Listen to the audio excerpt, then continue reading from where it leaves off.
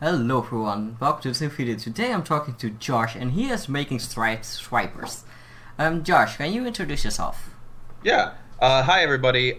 So my name is Josh, Joshua Cassiano, and I'm currently working on Stripe Swipers When Booty Calls. In a nutshell, what kind of game are we talking about? So we are talking about a point-and-click adventure game, kind of like ones that came before it, like Monkey Island, Sam and Max, all those LucasArts classics. Um, there's some puzzles, there's some hopefully funny writing, some hopefully fun characters, and all that fun stuff. Is the game becoming what you originally planned it to become before the start of development?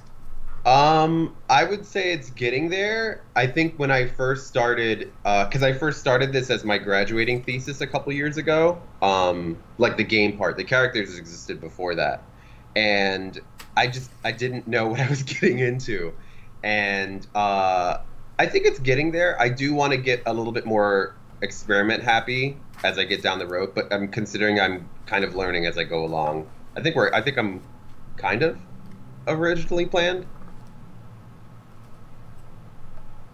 Why did you choose to make a game like this? When I was a kid, I actually always wanted to make games, but I didn't know how that even happened. And I was raised in a family where they told you like you don't do creative jobs because that's not real. So it took me a while before I actually started going to school for like art and then eventually animation and stuff like that. And it was just something that I was like, you know what? I wanted to do this since I was a kid. I'm going to start doing it now. And I thought a good entry point would be an adventure game.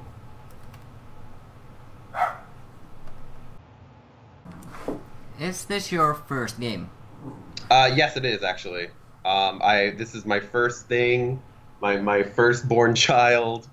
So I think that's also why I've been a little bit slow with it, is that I'm still learning things about it, about myself. As a developer. Sometimes it still feels weird calling myself a developer. What inspired you to become an indie game developer? Um, what I don't know. What inspired me was I used to play a lot of games growing up because very strict household, kind of wasn't like allowed outside a lot. um, and yeah, it was kind of my world, and I always wanted to be part of it. And I would see that all these like things that people would make that was really cool to me. Like I think I had an uncle who first played Day of the Tentacle like forever ago, and I was like, oh, these are really cool. And like I think at that point I was like, oh, I'm like actually pretty good at reading, so I want to do more of these games that like, it just kind of inspired me to be like, oh, it imprinted on me that like, oh shit, adventure games are like really cool, and like look at all these comedic writing that people are doing, all these things. And I think that's also another reason why I was like, you know what, I'm gonna make an adventure game. For what platforms do you intend to release the game?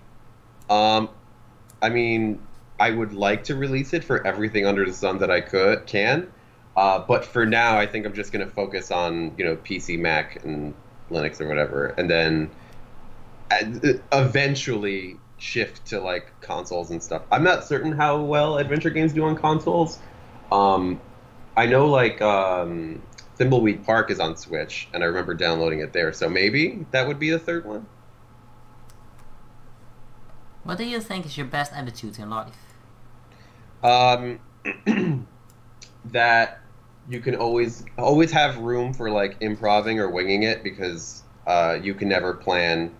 Like, no matter how hard you plan, something can still come out of left field that you didn't expect. That, and like, it's okay to fail.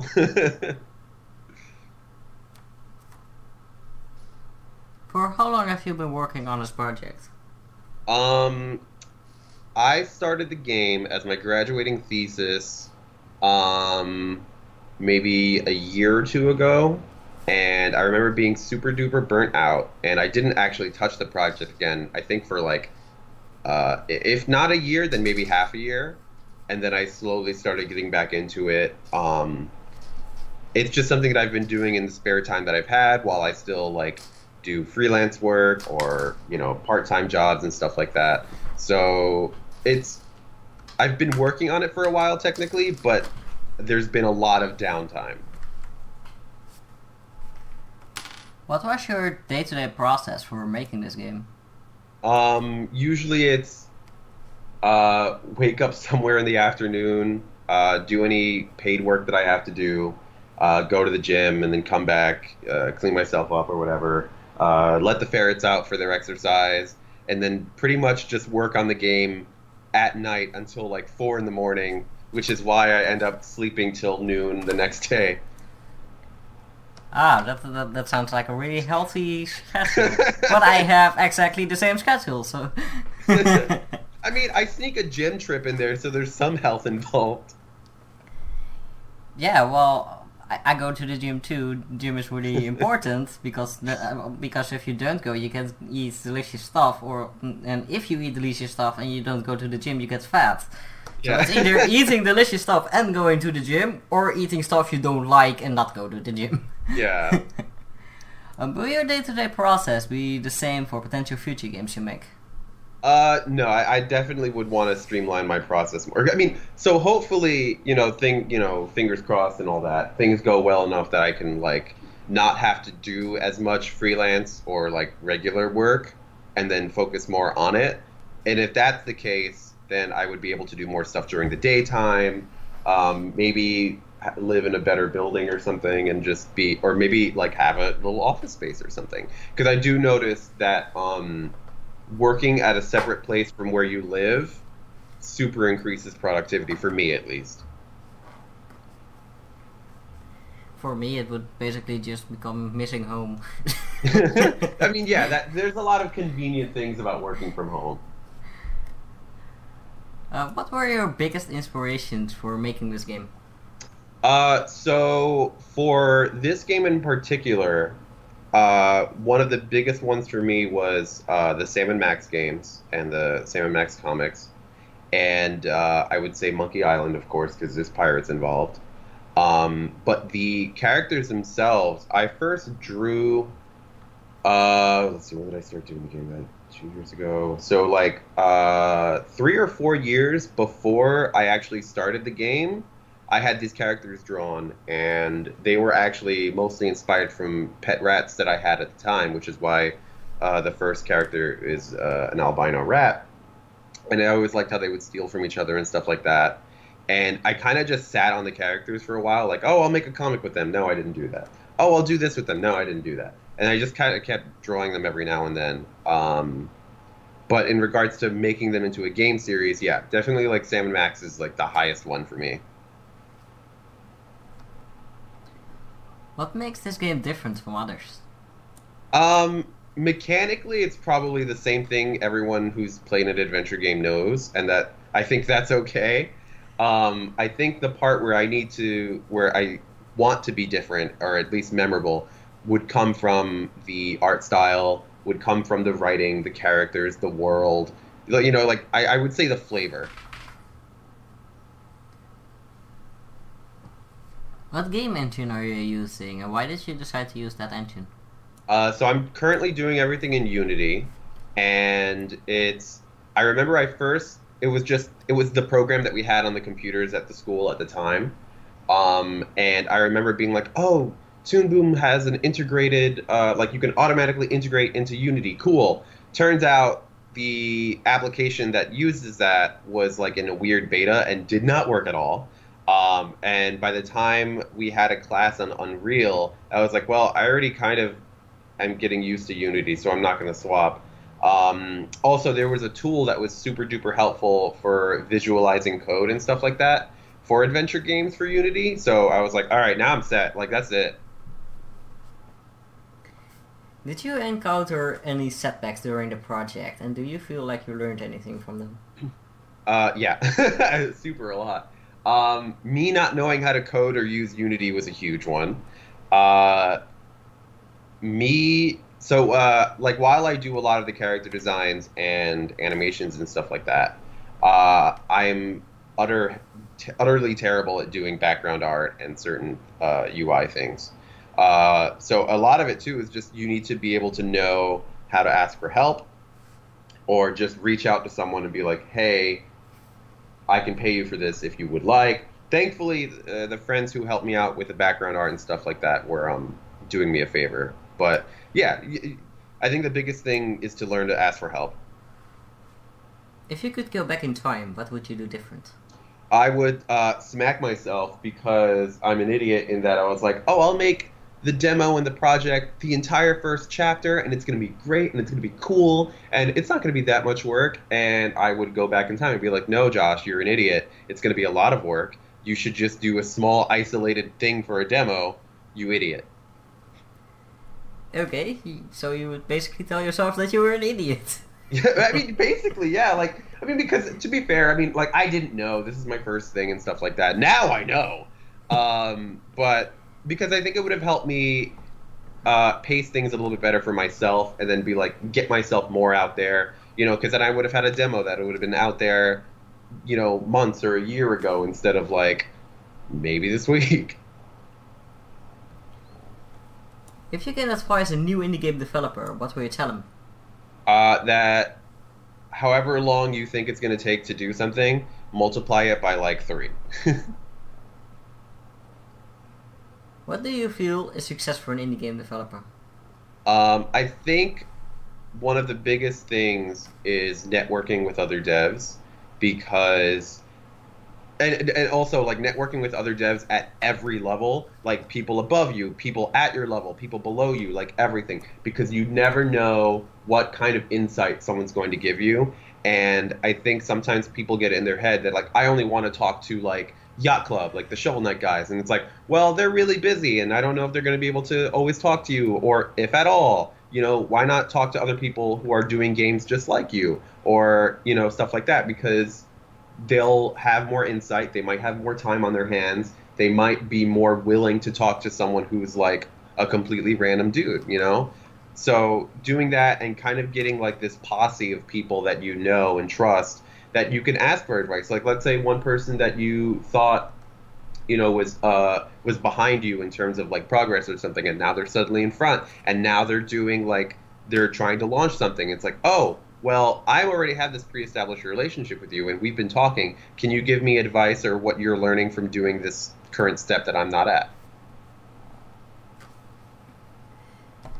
What do you think about the current marketing strategies in the indie game industry? The most I've seen really is people getting a publisher, or just like relying on social media stuff and like Discord, which I don't think is too bad. I do notice that a lot of people completely ignore like just basic things like Twitter or Reddit, and I feel, and like they don't think about it until like day after launch or something. So I think the thing is too is it's just good to have as many little things as possible, because little things add up. Where do you see the indie game market going in a few years? I honestly don't really know. I mean, I'd like to think it's going to be okay. I mean, because, you know, there's always that one article every, like, 3 months that's like, indie games are dead, here's 10 reasons why. So, I mean, I never put much stock into them. It's the same thing when people said the world was going to end in, like, 2012. Like, I'm sure it'll be fine. I don't imagine it really, like, collapsing. No, this time the world is going to end in 2019. No worries. Which other indie game developers, if any, offered you any support or knowledge in creating this game? There's a lot, actually. And it sometimes it's even as simple as just being like, hey, you know, I see you're working on something, you know, we're cool, so if you want, I can share it, or just like, I'll give you general feedback and stuff like that. There is a lot. The dev who's doing guard duty is really nice. Jacob Janerga, who did Paradigm, is like really cool. He gave me some advice the other day. The guys who are doing Give Us a Cthulhu Adventure. I feel bad because I'm super duper gonna forget someone.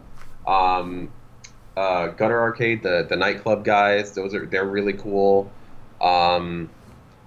Oh my god, I feel bad now. I feel like I'm forgetting people. There's a lot of people who've been giving me some basic and like also really cool help. Is there an AAA studio you would work for if you could? Uh, that's a good. Somebody based in New York. I wouldn't want to relocate, but really, it's I'm not too picky. Give me a paycheck is a paycheck. I agree. Which game do you wish you had worked on? I Ever? do wish I managed to work on one of the Sam and Max games somehow, just because, when you idolize something, you want to be somewhat close to it. Um, yeah, I'd say one of those. Have you ever worked for other gaming companies? No, I have not.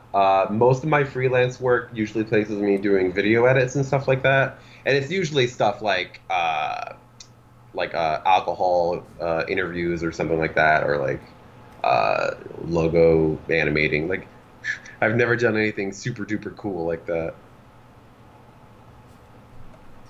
You can do super duper cool things. You're not that yet. It's true. Yeah, did you have any gaming education at school, or did you learn most of the development process on your own? So technically we did have a class for it, but we were kind of the guinea pig year, and they didn't actually really start teaching game development stuff until the year after I graduated, so that's always nice. Um, I mostly learned on the spot for myself or like with a buttload of YouTube tutorials. Um, I'm trying to think, the most I learned in class really was just like, hey, this program exists. Because most of my curriculum was also animation based. Where did you grow up? I grew up in New York City, over in Manhattan, and I currently live in Brooklyn, but that's only been for the last like 7 years. I want to go there too. It's a great place. I know. I mean, I'm biased because I live here and I grew up here, but I can't imagine living anywhere else. It is a little expensive, though, is what I'll say to people who visit, though. What were your childhood interests? Uh, Pretty much the run of the mill nerd stuff. I was super into video games. I always liked the idea of comics, but I didn't manage to get into them until I was an adult. Um, I always loved cartoons and stuff. Um, that was kind of mostly it, honestly. I was a pretty one-dimensional kid. What is your favorite video game of all time? So I think the one that has stuck. I'm really bad at the favorites game, but the one that has stuck with me the most is Streets of Rage 2. And your favorite video game of this year? I don't know if it counts as this year, but they recently did Divinity Sin, or Divinity Original Sin 2 on the PS4, and while I've been very good about not playing it while I have work to do, I am actually really enjoying it. So I'd say that for now because I'm blanking out for the rest of the year. This year has been a blur. That was my final question. Yeah, sorry. No, that's all right. Yeah, do you have other stuff you want to say? Or ask or Um, anything? I don't know. I don't. I can't think of anything really. Because everything is really just run of the mill. Like, I said I spoke about the game. I spoke a little about myself. I think that's a standard. Yeah, it is. In that case, for all the people that view the video, the links will be in the description below. Yeah, that's it. So I want to thank you for your time for doing all of this. Yeah, no, thanks for having me. I'm super sorry that I woke up late for the earlier spot.